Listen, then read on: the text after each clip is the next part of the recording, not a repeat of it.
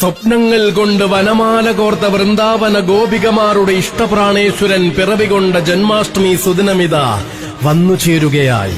അചഞ്ചല ഭക്തിയാൽ അകതാറിൽ ലാളിക്കുന്ന അനേകായിരം അമ്മമാർക്ക് ആരോമൽ ഉണ്ണിയായി ഭഗവാൻ അവതരിച്ച സുദിനം വന്നുചേരുകയായി.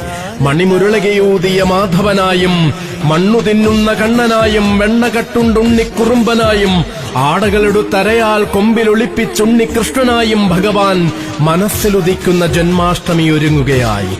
സർവേശ്വരത്വത്തിന്റെ വിശ്വരൂപ ദർശനം നിസ്സഹായനായ പാർത്ഥന് നൽകിയ ശ്രീകൃഷ്ണ പരമാത്മാവ് മണ്ണിൽ അവതരിച്ച ശ്രീകൃഷ്ണ ജയന്തിയായി.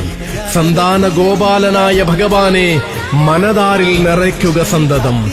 സന്തോഷമൂർത്തിയായ കണ്ണനെ സ്മരിച്ചുകൊണ്ടുണരുക നിത്യവും. അതെ, സങ്കടത്തിലും കണ്ണൻ കൈവിടില്ലെന്ന സത്യം ഭക്തമനസ്സിൽ നിറയുന്ന പൊൻസുദിനമൊരുങ്ങുകയായി. ബാലഗോകുലത്തിന്റെ